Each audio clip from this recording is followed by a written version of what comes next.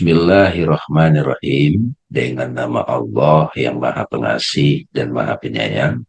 Assalamualaikum warahmatullahi wabarakatuh. Alhamdulillah, puji syukur kita haturkan kehadirat Allah Subhanahu wa Ta'ala. Pada saat ini kita diberkati bisa berkumpul untuk belajar bersama, tadarus dan juga kontemplasi ayat Al-Quran. Semoga kita semua yang hadir di sini dimudahkan untuk bisa mengalami langsung hikmah itu menyentuh hati kita. Dan saya bersama Ustadz Andi Alpi bisa menemani sahabat-sahabat sekalian menelaah ayat-ayat itu, hikmah itu melalui teks. Dan pada kali ini dan beberapa pertemuan sebelumnya kita menggunakan penyingkapan yang dialami oleh Syekhul Akbar Ibn Arabi. Salawat dan salam pada guru kita, guru dari segala guru, Nabi mulia Rasulullah Sallallahu Alaihi Wasallam. Dan secara khusus kita juga haturkan hormat kita pada Syekhul Akbar Ibn Arabi. Sahabat-sahabat sekalian, perlu saya mau ingatkan kembali kontemplasi Al-Quran ini kalau di Islam ini suka disebut tafsir sufi atau takwil. Apa itu tafsir sufi? Memahami teks itu sebagai jalan masuk mengalami ayat itu. Jadi ada kaitannya dengan direct path gitu, self inquiry. Jadi kisah ayat-ayat ini tidak hanya dilihat dalam konteks sejarah ya, tetapi juga dilihat sebagai pengalaman kita langsung. Jadi ada tiga biasanya itu. Jadi biasanya menafsir dalam konteks sejarah, ada asbabun nuzul, di ayat ini turunnya bagaimana, itu kan kita buta tuh, itu butuh ahli tafsir, butuh jago terhadap histori gitu ya. Tapi ada yang lebih penting lagi, Al-Quran ini dengan ketulusan dan hati yang bersih, kita bisa merasakan langsung petunjuk itu seolah-olah hadir pada kita gitu. Seolah-olah kita menerima kebenaran itu. Itu yang dalam konteks Ramadan disebut nuzulul Quran. Syahrul Ramadan allazi unjila fihil Quran. Hudal linnasi wa bainati minal huda wal furqan. Di masa Ramadan, ya bukan hanya Ramadan kalender, kita bersungguh-sungguh untuk purification of the heart, pembersihan hati, diturunkan Al-Quran. Jadi Al-Quran di situ bukan bukunya, alam Allah. Allah berbicara di hati kita. Cirinya apa? Kita tenang, dapat petunjuk, dapat furqan gitu ya. Nah kemudian pengalaman itu bukan hanya terjadi di batin kita, di diri kita, tapi juga kita lihat terjadi di alam semesta ini. Jadi yang suka disebut itu ayat-ayat yang berupa alam semesta, kejadian-kejadian, tapi juga ayat-ayat itu an-nufus, terjadi pada jiwa kita. Sanurihim ayatina fil afaki wa fi anfusihim. Kami perlihatkan ayat-ayat kami di segenap ufuk dan pada diri mereka sendiri, agar mereka di situ menyadari ada Allah. Nah, pertemuan yang lalu kita sudah membahas surat Abasa. Secara lateral itu artinya bermuka masam. Dalam konteks sejarahnya ini diceritakan Nabi bermuka masam terhadap seseorang buta yang miskin, karena Nabi terlalu memberi perhatian pada orang-orang kaya, orang-orang berpangkat, karena dalam rangka dakwah gitu ya. Nah, Nabi kan selalu diingatkan Tuhan, dididik Tuhan langsung. Tidak boleh seperti itu. Itu kalau dalam konteks kita, kalau kita sudah menyerahkan diri kita pada pendidikan Allah, apalagi kita sudah merasakan makom fana ya. Teman-teman mudah-mudahan sudah terbiasa dengan istilah fana.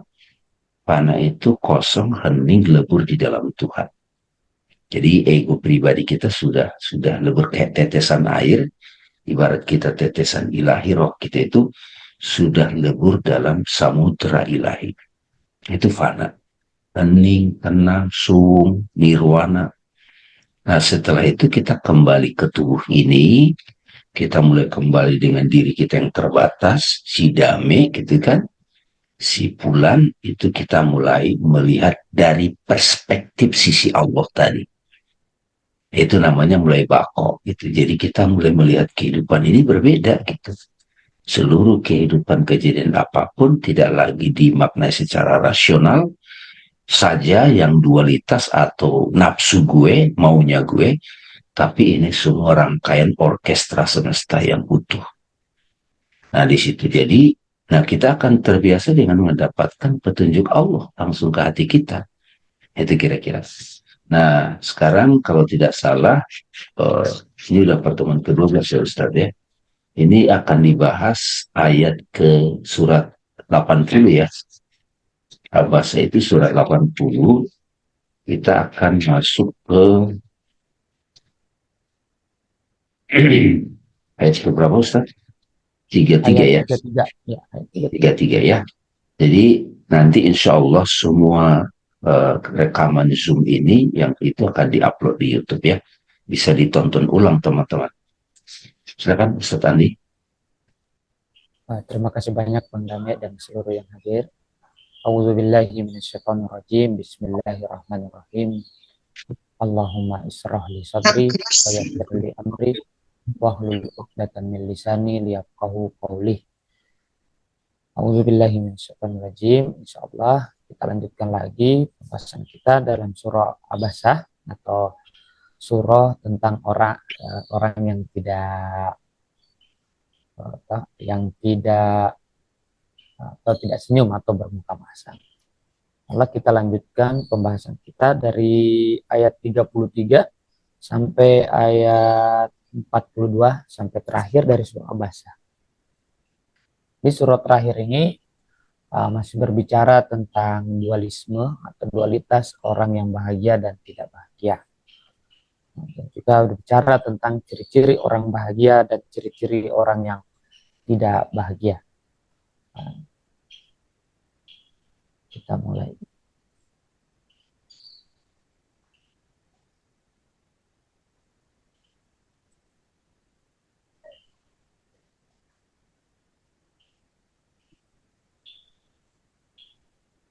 Bisa dibesarkan Ustaz? Ya, oke. A'udzubillahi minasyaitonirrajim. Bismillahirrahmanirrahim.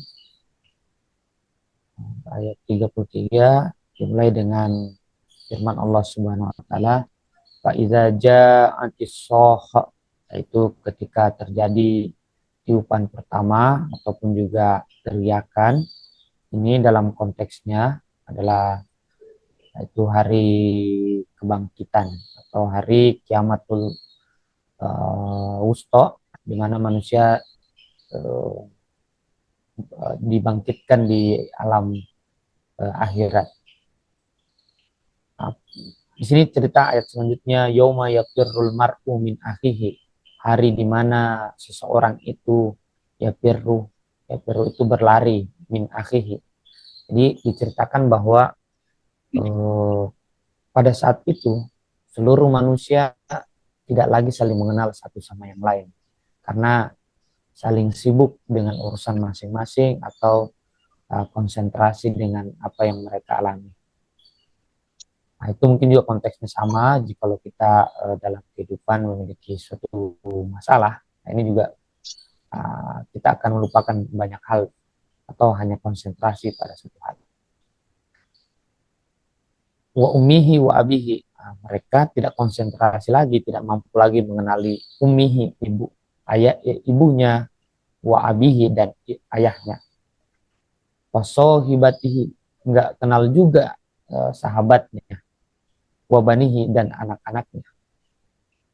Walikulli imri'im minhum, dan setiap umat manusia, setiap orang minhum, yauma idzin sya'nun yughnihi, setiap orang punya masalah yang mana membuat dia sibuk sendiri, membuat dia konsentrasinya tidak bisa memperhatikan yang lain.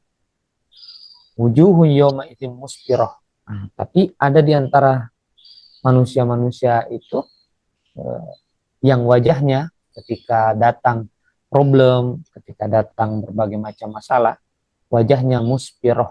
Itu musfirah itu secara bahasa sebenarnya kekuning-kuningan, tapi bercahaya-cahaya, atau lebih kepada wajahnya orang tersebut itu wajah yang bersinar-sinar, berseri-seri, Seri-seri, seperti ya.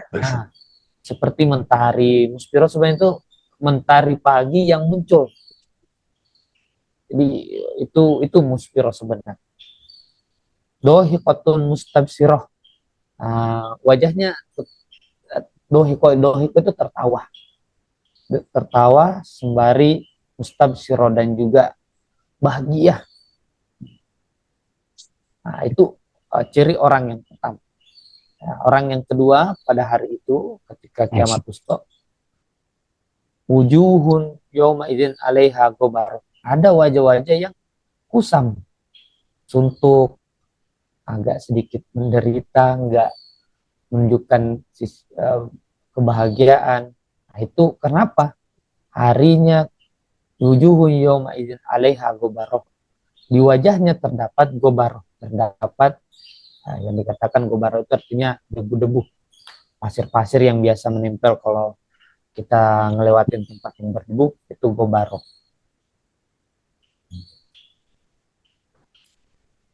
Kemudian tarhaquha pataroh. Ulaika humul kafaro, ulaika humul kafaratul fajaroh. Dan mereka itulah orang-orang yang kafaroh, yang tertutup lagi durhaka. Yang mana di sini dikatakan tarhaquha pataroh, dan ditutup lagi mereka itu dengan kegelapan.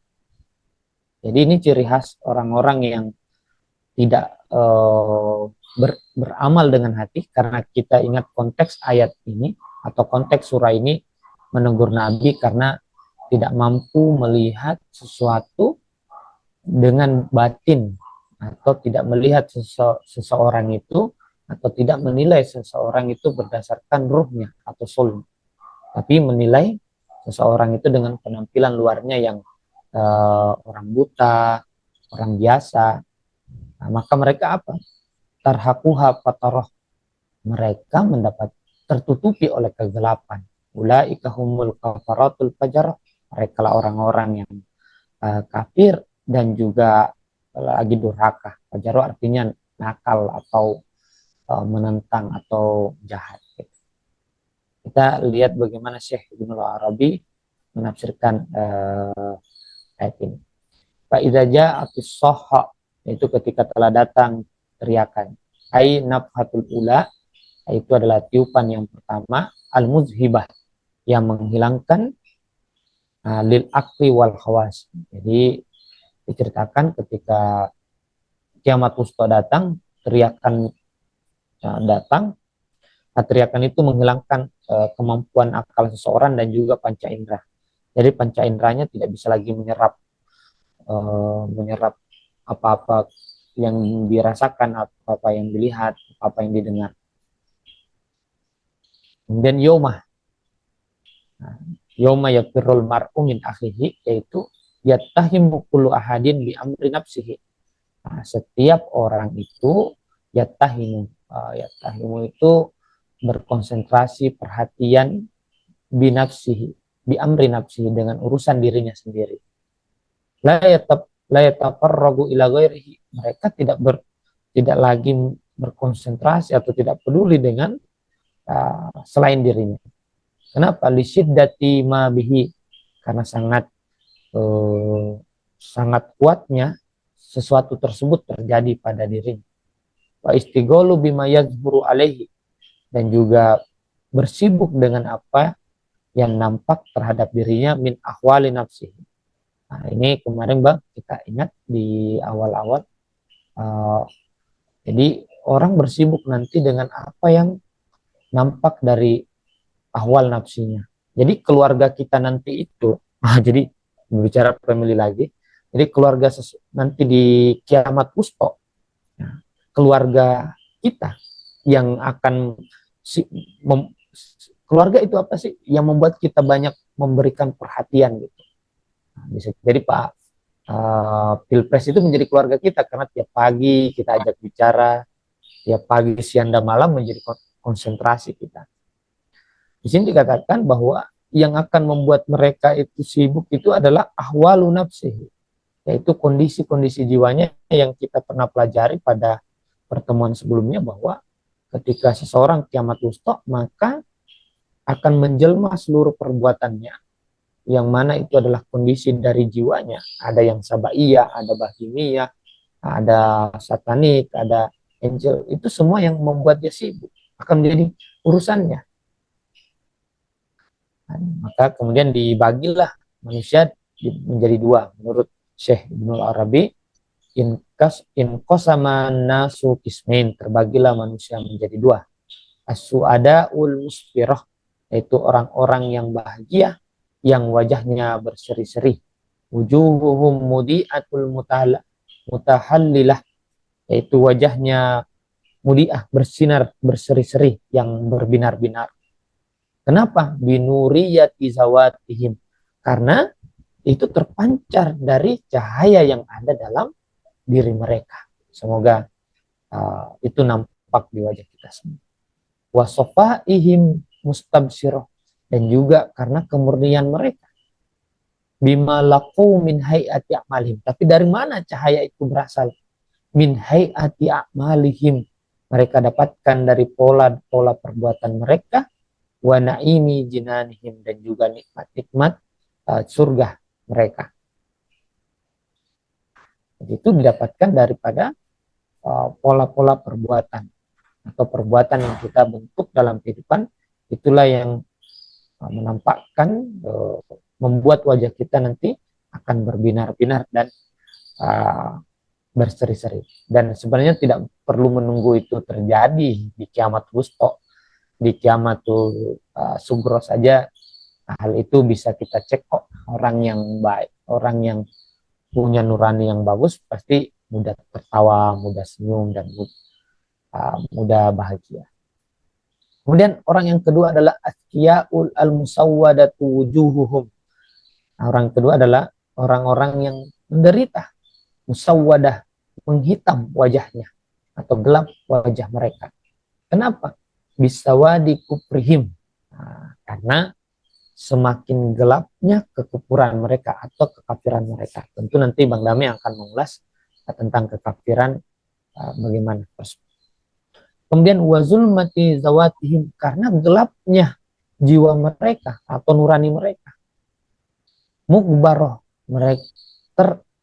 mereka diberi tertutupi dengan debu-debu. Menarik. Jadi kenapa di Al-Quran mengibaratkan kata mukbaroh atau di wajah mereka menempel debu?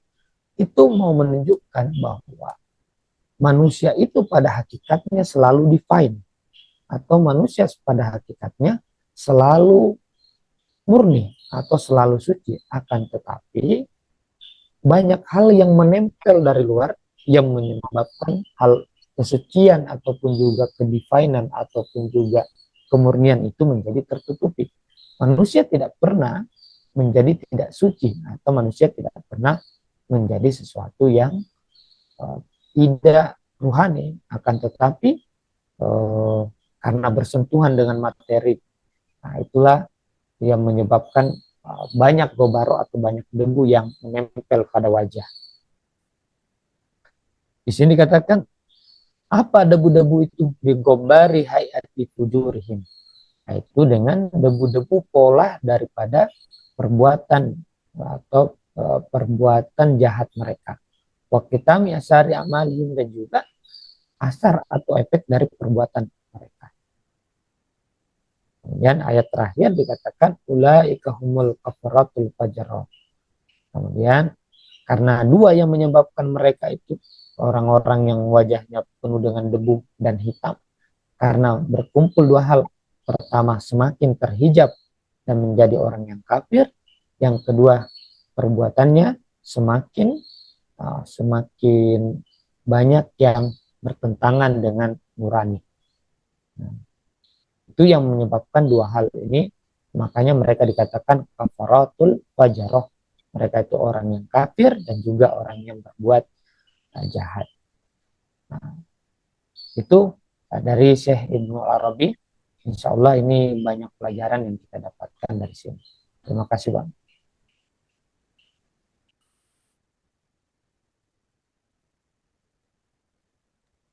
Terima kasih Ustadz Andi. Alhamdulillah sedikit banyak sahabat-sahabat sekalian kita di sini punya catatan-catatan tentang uraian tadi. Saya ingin menambahkan atau menekankan poin-poin yang saya catat sambil nyatat tadi dari kontemplasi Syekhul Akbar. Pertama-tama kita ingat lagi teman-teman, apabila datang suara yang memekakkan tiupan sangkakala ya.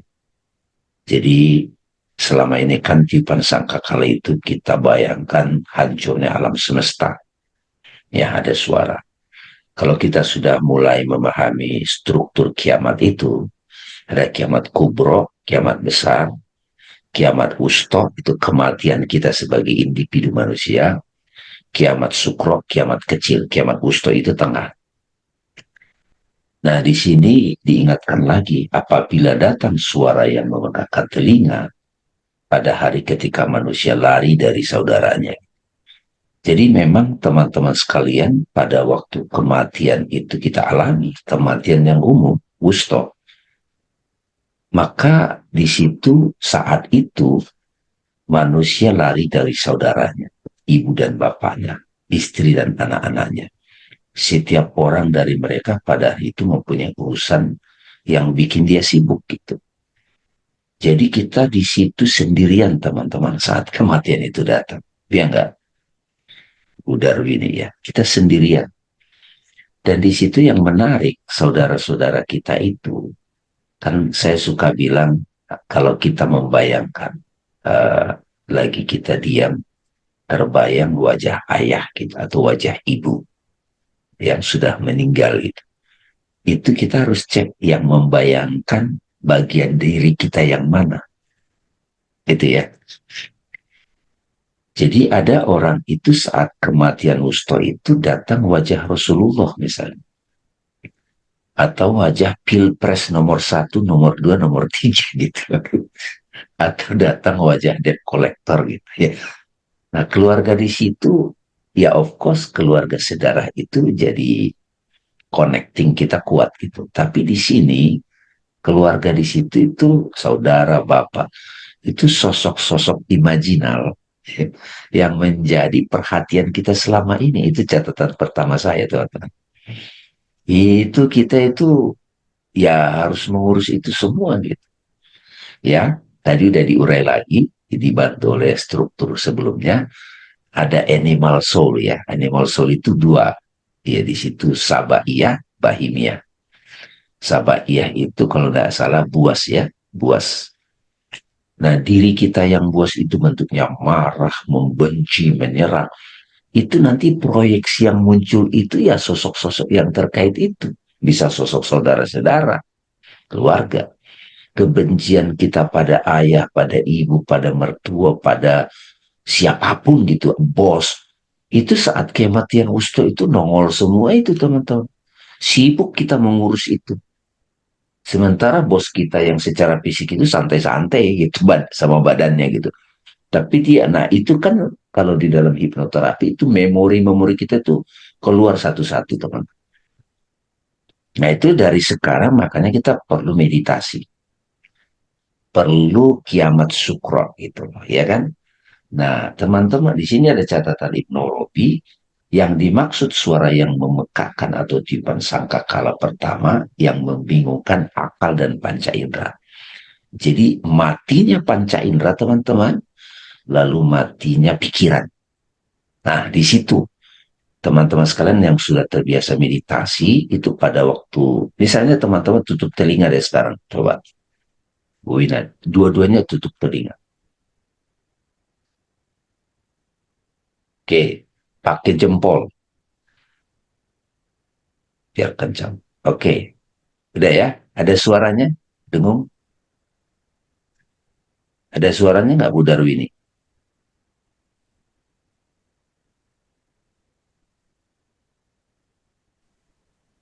Ada. Ada kencang ya? Hmm. Nah, kalau di Tibet itu dibantu dengan gong. Tung. Memang kalau kematian Wusto datang, Bu, itu suara itu kedengaran kencang. Jadi sahabat-sahabat yang pernah mati suri, itu suara itu kencang banget. Nah, itu menakutkan tuh. Nah, saat itu panca indera kita nggak aktif lagi, kemudian juga akal kita nggak aktif lagi. Nah, saat kita bermeditasi, itu akan kita alami. Nah, kemudian yang membingungkan akal dan panca indera, nah pada saat itu kita sibuk mengurus entitas-entitas imajinal yang nongol. Makanya kan kemarin kita bahas tarawih itu istirahat. Tarawih secara sosial, secara tradisi sudah terbangun bertahun-tahun rame-rame di masjid. Itu kita hormati. Tapi tarawih bagi suluker atau para salikin itu berdiam diri 30 sampai 1 jam misalnya, itu memeriksa semua tuh. Apalagi yang mengganggu-mengganggu kita. Nah, dari jiwa hewan bahimiah kita, bahimiah itu hewan yang malas, hewan ternak lah, makan mulu, maka yang nongol ingatan-ingatan apa gitu. Akal kita terbagi dua kecenderungan jiwanya. Satu, satanic soul. Satanic soul itu apa? Nyindir, curiga, cari salahnya orang terus, menggelabui, manipulatif. Kita semua kan punya. Nah, dengan meditasi dan dengan sering kita hening, berdiam diri, itu kan bulan puasa kan setannya dirantai. Itu maksudnya itu, Bu. Jadi ketika nafsu hewani kita ditahan, akal akal setan kita itu satanic soul itu. Misalnya suami lagi pulang malam, dari mana nih? Mana nih? Curiga gitu. Itu apa maksudnya? Maksudnya. Jadi kalau diskusi ngajak debat melulu, pokoknya nyari salahnya orang aja. Nah itu kan ada di diri kita. Nah saat kita meditasi menyendiri, latihan mati tadi, itu kita bisa jinakkan, gitu, belajar. Nah, supaya apa? Supaya nanti pada waktu kiamat sukro, wusto datang, ya kematian pada jasmani ini, itu kita udah terbiasa. Kalau sudah kiamat kubur kan kita dibantu mengalami pengalaman penyatuan dengan Tuhan. Itu karunia. Bisa disebut itu Lailatul Qadar dan seterusnya. Nah, bagi mereka yang itu terbagi dua ya Ustadz ya. Banyak muka padari itu berseri-seri. Wah, udah karena udah biasa dia meditasi tiap hari kan. Dia kolek utang banyak, kemudian juga situasi macam-macam. Tapi dia tetap bisa senyum-senyum sendiri gitu. Ya kan, sumringah gitu loh. Kenapa? Karena meditasinya sudah dalam. Zikirnya itu sudah standing as awareness gitu. Sudah iktikaf di masjid kan. Sekarang kan malam keberapa? 21 ke 22 nih.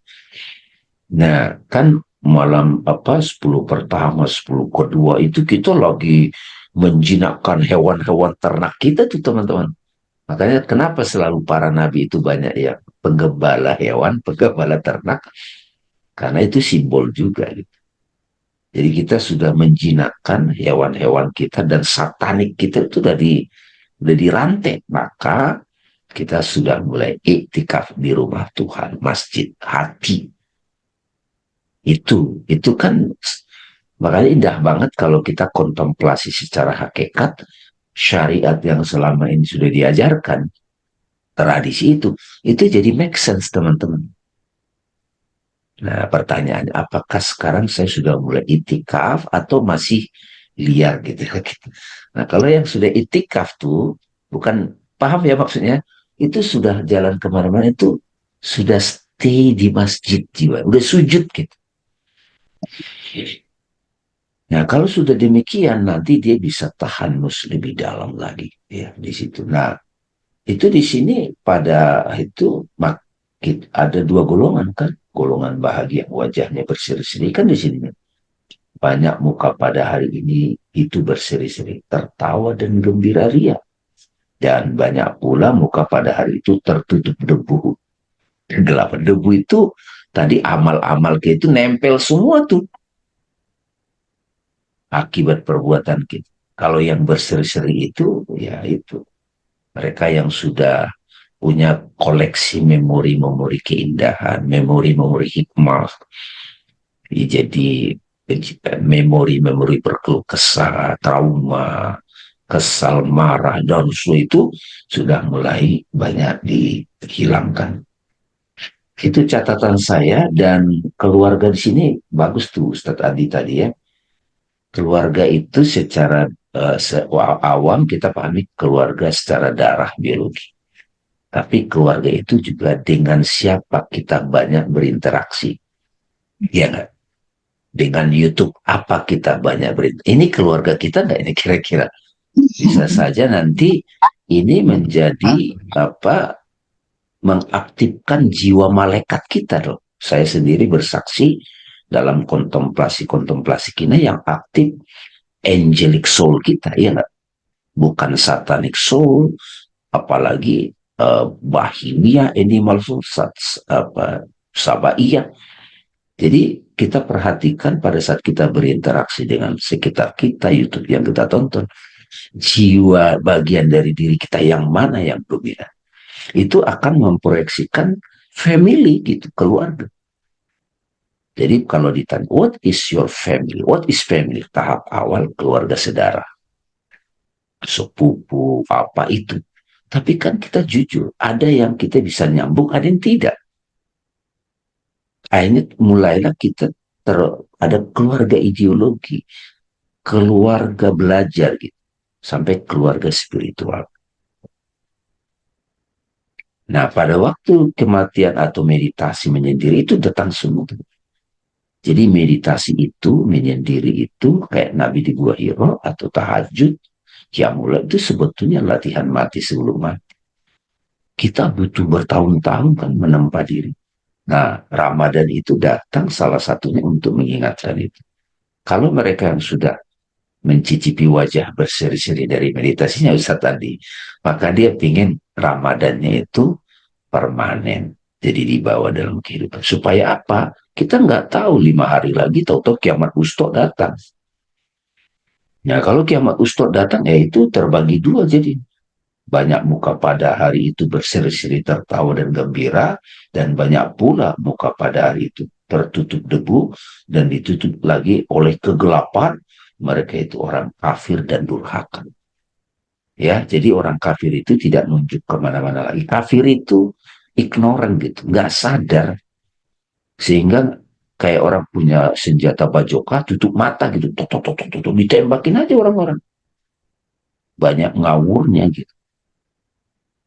Misalnya komen di TJ apa ya, di sosmed sembarangan aja gitu. Padahal kan setiap apa yang kita lemparkan ada konsekuensi, membentuk pola-pola perilaku jadi amal. Jadi kalau di agama Islam ini pahala surga, dosa dapat neraka itu sudah kita cicipi sebagai rekaman di jiwa kita. Itu membentuk animal soul dominan yang ganas atau yang hanya mikirin makan, minum, atau akal kita dipakai untuk mengaktifkan satanik soul. Nah ini kalau kita kaitkan juga dalam konteks perjalanan jiwa reinkarnasi, menurut Mullah Sadra ada kebangkitan badan-badan barzah teman-teman. Ya, badan-badan halus. Saya kira itu tambahan saya. Kalau ada yang terbuka ke inspirasi, silakan Ustaz Andi. Ini simple tapi uh, dekat dengan kita ya. Silakan. Atau Ya, ada yang mau udah mulai bertanya, tambahin dulu Ustaz. ya. Terima kasih Bang. Ini cerita bagus sebenarnya, sangat Ini cerita yang sangat dekat dengan kita atau yang sehari-hari yang ada di sekitar kita. Jadi mungkin kita juga lihat bahwa mengenai tentang family atau keluarga ini yang akan banyak membuat orang akan eh, bukan tersandung, tapi seperti yang Bang Dame katakan pada pertemuan sebelumnya, kiamat itu kan maknanya dua, satu kehancuran, satu kebangkitan. Di melihat family itu bisa dua kacamata, bisa melihatnya sebagai sebuah usaha bisa bangkit, ataupun juga atau mencapai kesadaran, ataupun juga dia akan menjadi sebuah keluarga yang akan terus mengikuti kita atau menjadi pusat perhatian kita.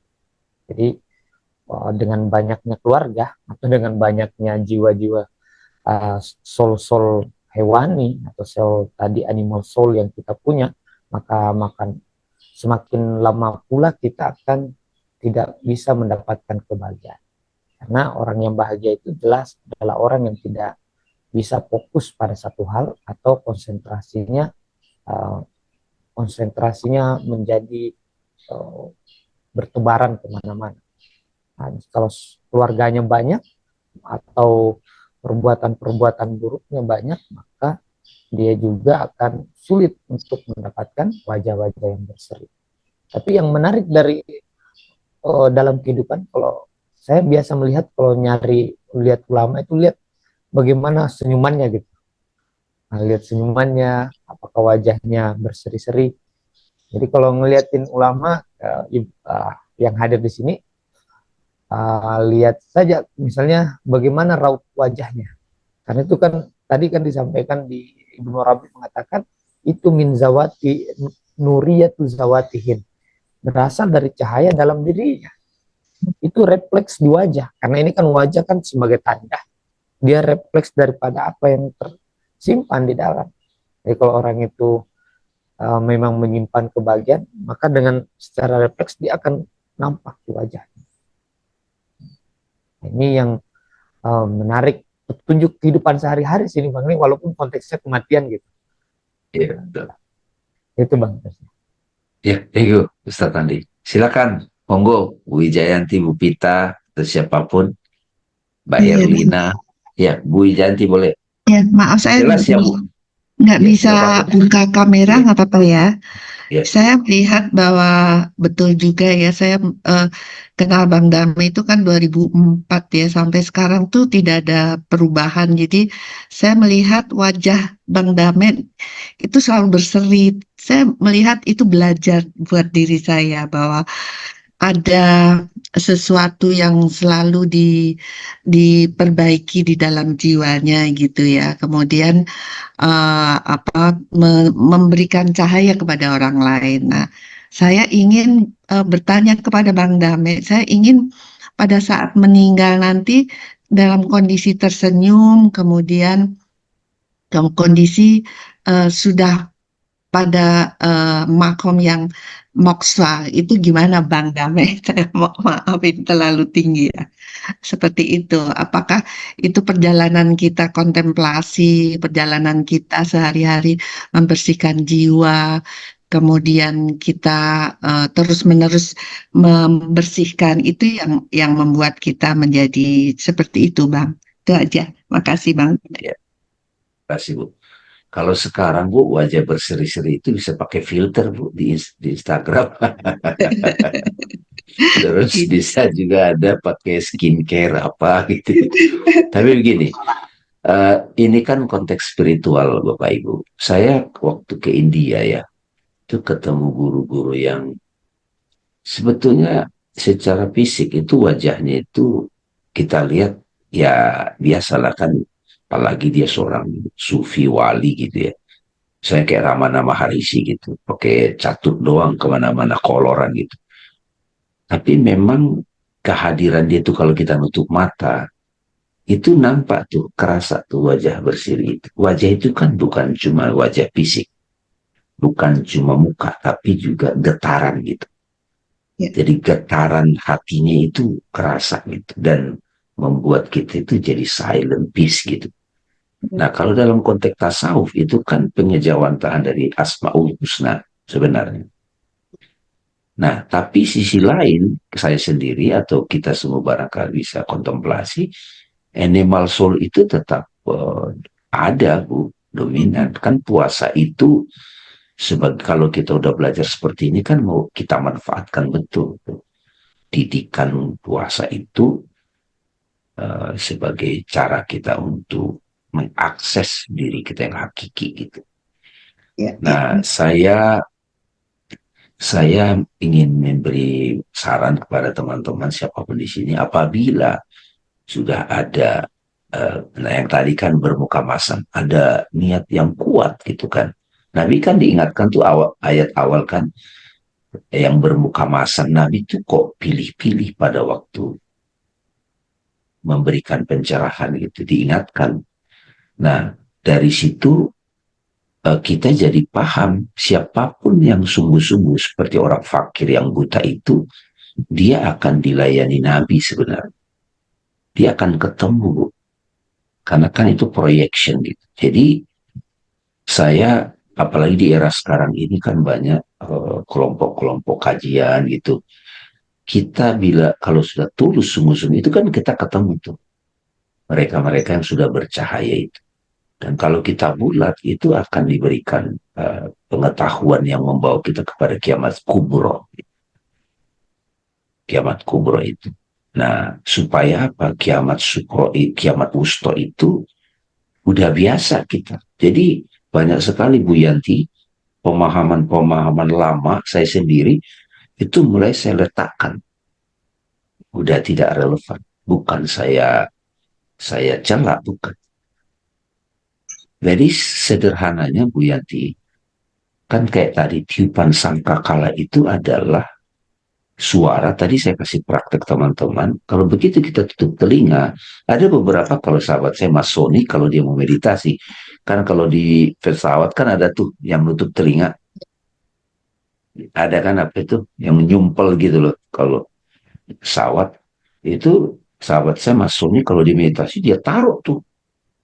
Nah, iya, dan dari dalam, kita sebut dulu istilah dalam, itu ada suara sangkakala itu.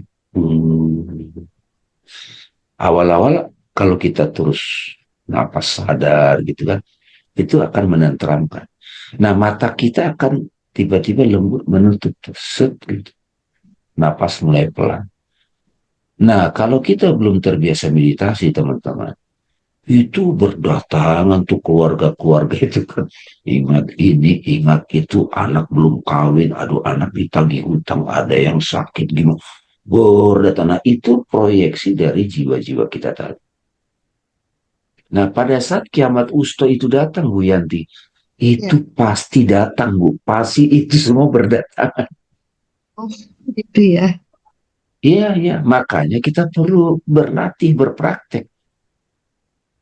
Nah, kalau datang, ya udah kita mulai pelan-pelan karena sudah mulai jinak nih. Jiwanya itu sudah nggak dominan hewannya, udah nggak puas, sataniknya juga. Harusnya kan akal itu untuk mencari hikmah kan. Tapi ini kok main nyinyir. Dia sudah mulai melihat hikmah, itu malaikat, akalnya bercahaya. Nah, disitulah nanti akan muncul hikmah-hikmah. Dia tahu fokusnya kemana. Makanya salah satu pesan kita sekarang, Bu, jangan fokus kita kepada hal-hal yang bikin kita ribet, Bu. Kiamat itu kan kehancuran maknanya. Sakit misalnya, itu kan kehancuran. Aduh. Nah, dia berkeluh kesah, sadar, self-inquired lah. Oh, ini ada diri yang begini. Di situ pelan-pelan kita mulai menemukan kedamaian dalam diri. Itu yang membuka. Kalau itu kita fokuskan, oh, kesadaran saya bangkit. Mulai berseri-seri muka itu. Pelan-pelan, Bu, identitas kita yang tadinya pemarah, pembenci, yang disematkan orang itu mulai expire. Kita mulai dominan diri yang mulia gitu. Diri yang dominan. Tetap ada masalah kejadian, tetapi sudah tidak lagi otomatis respon senggol bacok kalau istilah kampung gitu, bukan lagi gitu. Tapi sudah itu, dan itu kehidupan ini ajang latihan, kurikulumnya. Ya, ya. Ya Bu ya, jadi tidak usah dikejar juga Bu, pencerahan Oke. moksa itu tidak usah. Kita stay aja fokus pada yang kita rasakan. Makanya pelan-pelan kita mulai lebih dominan hidup di batin. Karena setiap kehidupan batin kita itu terproyeksi dalam kehidupan fisik, Bu. Kita kumpul di sini, Bu ya. 50 orang, misalnya itu subuh-subuh ngantuk-ngantuk. Kalau tidak ada jiwa malakuti, malaikatnya kita yang mau mencari, tidak mungkin bertahan. Bu. Itu tidak mungkin. Kalau jiwa hewan bahimia kita yang dominan, yaitu kan kayak hewan ternak, istilahnya kalau orang tua suka, kamu kayak kobok tidur mulu, nah itu yang dominan tuh. Hmm. Iya nggak? Tapi saat Betul. yang sama kita juga harus membaca diri kapan perlu istirahat. Nah teman-teman kalau sudah mahir ulama-ulama itu, karena dia cuma tidur 3 jam, tapi berseri-seri fresh, bisa itu. Kalau dokter kan nyaranin setidaknya 6 sampai 8 jam gitu kan. Ada bahkan orang udah 12 jam tidur tapi masih butek gitu, kira-kira ada juga tuh. Iya kan? Banyak tidur kan kadang-kadang butek gitu. Betul. Karena bukan kualitas. Ya, Tidak baik. dapat deep sleep-nya, tidak dapat deep sleep-nya, nggak dapat. Sebetulnya deep sleep itu 1 jam atau itu bisa bikin terjadi penyembuhan dari dalam. Ini kan Ya, nggak bisa dijokiin nih. Gitu Bu. Jadi tidak perlu ya, dikejar tuh pencerahan moksa itu konsekuensi dari kita berpraktek seperti ini. Kiamat wusto mulai kita siap gitu. ya, Kalau makasih. kiamat kubro datang, udah karunia besar. Mhm. Oke, Makasih makasih ya Bu Bang. Yanti ya. Makasih Thank Bang you. Dami. Bu Pita silakan. Start boleh ya. Ustaz Andi kalau ada yang ingin dikomen. Suara saya hilang. Yes, jelas, jelas Bu. Sudah Tulis Bang Dame di chat. Bu Pitanya lagi Oh, flu. lagi flu ya. Makasih, Oke, Bang. oke. Makasih, Ustaz. Oh iya ya sudah. Wah lagi flu ikut kelas ini. Maaf suara saya hilang Bu. Maka bagaimana jika hal ini terjadi pada diri seseorang tapi yang bersangkutan lalu terbangun karena takut ada suara keras seperti ada api menjurus terlempar kepadanya. Apakah porsi ini menjadi teringat terus atau trauma? Apa yang harus kita lakukan untuk menenangkan yang bersalah sebagai uh, nah ini gini Bu, pengalaman saya bertemu yang seperti itu ya. Jadi kalau kita misalnya saya bicara secara fisik dulu sehari-hari, kita ketemu orang yang menyeramkan lah, kita bikin ciut takut. Selama ini kan kita membenci orang itu, menghindar dari orang. Bahkan ketika kita di rumah, terbayang-bayang gitu di mata, terbayang-bayang wajah. Sebetulnya kalau dengan self-inquiry, bagian diriku yang mana yang memproyeksikan wajah yang menyebalkan? Orangnya secara fisik nggak ada di depan kita. Nah, saat kita meditasi, Bu, menyendiri, kayak Nabi di Gua Hiro, itu datang semua tuh proyeksi itu, ingatan itu, imajinasi itu. Termasuk yang Ibu ceritakan ini, bagaimana seseorang ya yang bersangkutan lalu terbangun karena takut ada suara keras seperti ada api menjurus terlempar kepala. Ini kan imajinasi. Imajinasi itu liar. Tapi ada orang begitu dia sudah di meditation, koleksi imajinasi, imaginal reality namanya. Itu bidadari, keindahan. Bukan yang menakutkan. Kenapa? Karena bagian diri dia itu yang angeliknya yang dominan. Kalau di 7 derajat jiwa, Ibu, kalau itu ada nafsu ammaroh, nafsu lawamah, itu kehewanannya lah. Angelic apa rasional itu mulhamah. Mulhamah itu akal objektif. Tapi kalau dia kerja sama hewan jadi satanik. Namanya akal-akalan, Bu. Gitu. Tapi ada akal itu sudah mulai fokus ke hikmah. Tapi nggak ngotot. Dengan cara apa? Dia tidak buru-buru komentar. Dalam keheningan itu, Bu, terbuka inspirasi. Nah, itu mutmainnah. Ketika dia diam mutmainnah, maka dia, ya ayat Tuhan, nafsul mutmainnah, wahai jiwa yang tenang, irji'i ila rabbiki radiyatan mardiyah. Masuklah ke dalam apa? Masuklah ke dalam paman surga dengan ridho dan diridhoi. Jadi orang yang menyebalkan datang, yang disimbolkan dengan api yang bikin takut, kita sudah di rodiah, Bu. Jiwa kita udah rodiah. Itu malah kita pingin rangkul tuh orang yang menyebalkan. Karena kalau kita di rodiah, nafsu rodiah, kan istilahnya diridhoi Tuhan. Itu kemampuan kita tuh tak terbatas. Kasih sayang itu tak terbatas.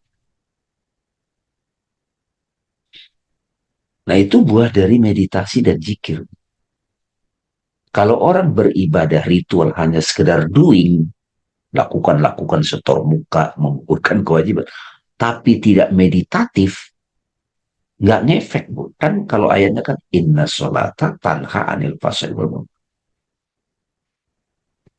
Jadi, Bu, apa yang hadir di imajinasi kita itu juga menunjukkan frekuensi kita saat itu, kayak gelombang radio. Sekarang kita bisa contohkan dalam konteks digital.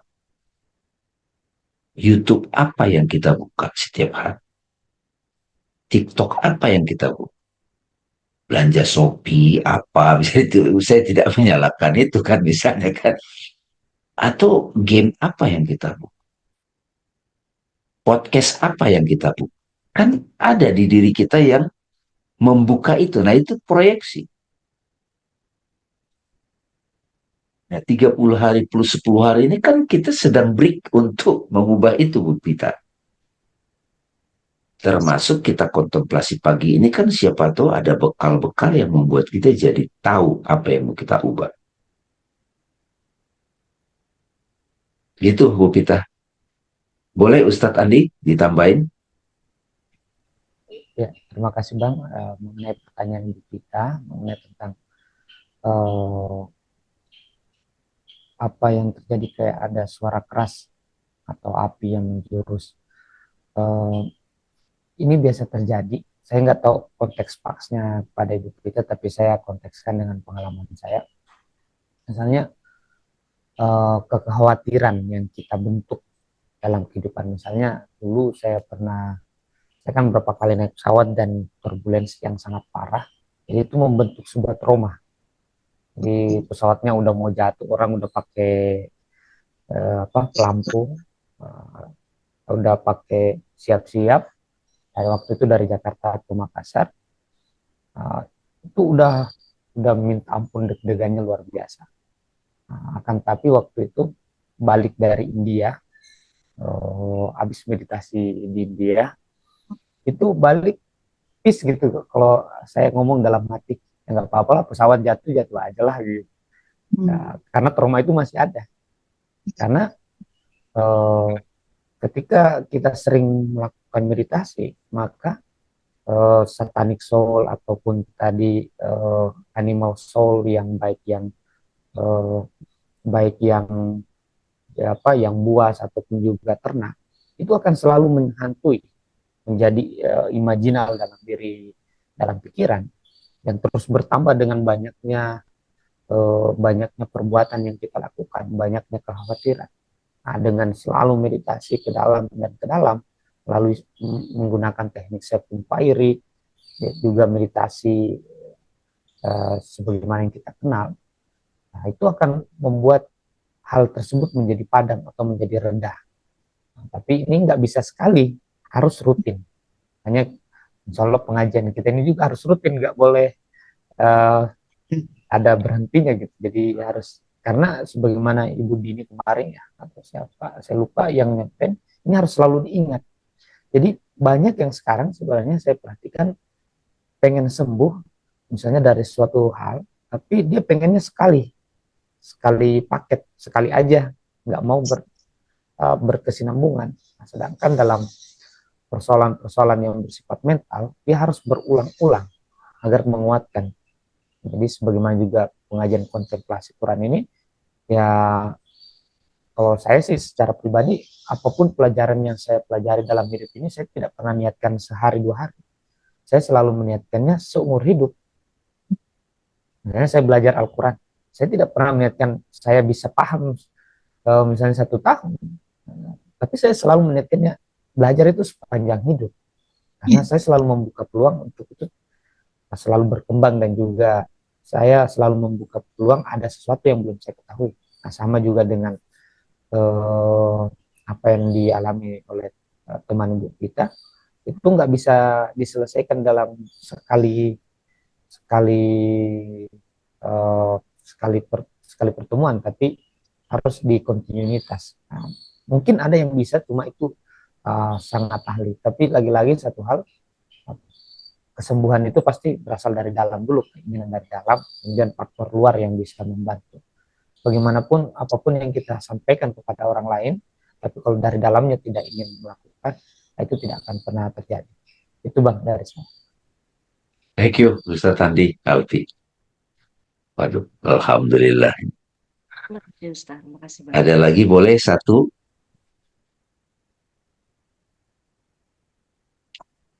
Oke, cukup ya. Kita lanjutkan. Boleh dikasih thriller besok Tanwir ya? Ya, besok takwir setelah Takwir. abasa berkenan tentang ruh, insya Allah. Insya Allah besok tentang ruh manusia, masih agak konteksnya karena lagi-lagi begini, eh, Bang Dame milih, kita milih apa, juz 30 itu sebenarnya tidak ada pembahasan yang berkenan tentang hukum. Jadi juz 30 itu memang pembahasan tentang makiyah, atau persoalan-persoalan yang bersifat metafisik, filosofis, itu semua terjadi di surah makiyah ini. Jadi kita kan nggak akan pernah dapat nanti mengenai tentang hukum-hukum. Nah, insya Allah semua berkenan tentang metafisika ataupun juga berkenan tentang spiritual. Ya, itu Bang. Baik teman-teman, Bu Vita, ini terjadi untuk ayah beliau sholat lama kadang tapi saya tidak tahu apakah dalam meditatif beliau bercerita. Demikian ketika saya bertanya, apakah beliau waiting, saya tidak setuju. Oke, gini Bu, kalau pengalaman saya, kalau ketemu orang tua kita yang sudah usia di atas 80 misalnya ya, yang paling tepat itu keluarga itu hadir di sana dengan kasih sayang, kedamaian. Dan sedapat mungkin membantu orang tua kita itu lebih pasrah menerima apapun. Karena kadang-kadang kenapa orang tua dibuat lupa itu dalam rangka supaya memori-memori lama itu ke-delete gitu. Karena itu bisa jadi beban.